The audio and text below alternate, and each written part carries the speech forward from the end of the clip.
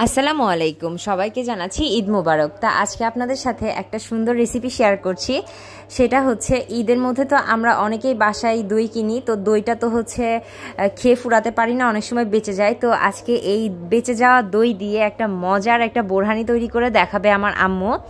তো এখানে ফার্স্টেই হচ্ছে 250 গ্রামের মতো টক দই নিয়ে নিল, আর এই টক দইটা এখন সুন্দর করে ব্লেন্ড করে নিবে। আর হচ্ছে বোরহানিতে কিন্তু সচরাচর সবসময় টক দই দিয়েই করা হয়, মিষ্টি দই অ্যাড করা হয় না। কিন্তু মিষ্টি দই অ্যাড করার জন্য যে বোরহানিটা এত মজা হবে আমি তো চিন্তাও করতে পারিনি।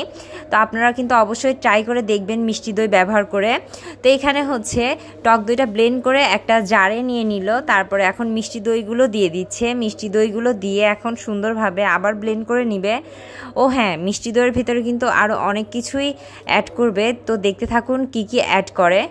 তো এখানে মিষ্টি দইয়ের ভেতরে এখন স্বাদ অনুযায়ী কিছুটা চিনি দিয়ে দিবে, আর চিনিটা অল্প দিলেই হবে, কারণ হচ্ছে এখানে মিষ্টি দই ব্যবহার করা হয়েছে।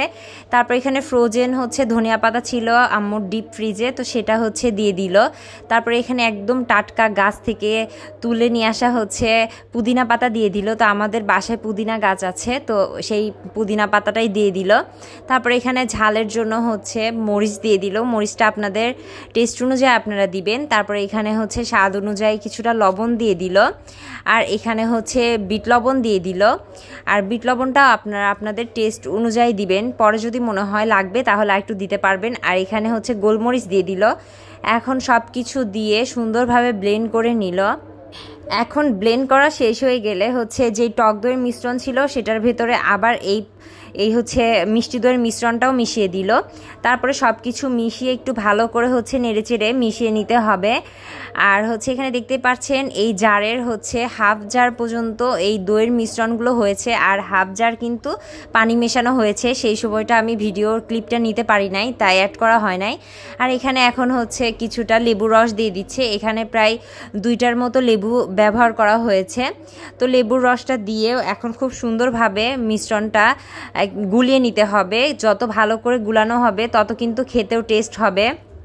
তো আপনারা অবশ্যই টেস্ট করে দেখবেন যে টক ঝাল মিষ্টি সব কিছু ঠিক আছে কিনা। তো আমাদের বোরহানিতে তো সব কিছুই ঠিক আছে।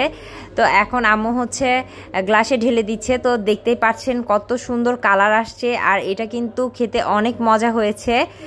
একটা টক ঝাল মিষ্টি একটা কম্বিনেশন, আসলে অনেক মজা হয়েছে। তো আপনারা অবশ্যই বাসায় এটা ট্রাই করে দেখতে পারেন। এটা কিন্তু হচ্ছে গরমের ভেতরে অনেক রিফ্রেশিং একটা হচ্ছে ভাইব দিবে। আর অবশ্যই আপনারা ঠান্ডা পানি ব্যবহার করবেন, যখন পানিটা ব্যবহার করবেন তখন ঠান্ডা পানি ব্যবহার করবেন, তাহলে খেতে অনেক মজা হবে। তো আম্মু হচ্ছে তার জামাইকে ফার্স্টে দিল, দিয়ে বলল টেস্ট করে দেখো কেমন হয়েছে। তো আমার হাজবেন্ড খেয়ে তো বললো যে হ্যাঁ আম্মা অনেক মজা হয়েছে। তো আমরা এটা হচ্ছে বিরিয়ানির সাথে খেয়েছিলাম, অনেক মজা হয়েছে। তো আপনাদের সাথে দেখা হবে একটা নতুন ভিডিওতে, সেই পর্যন্ত আল্লাহ হাফেজ।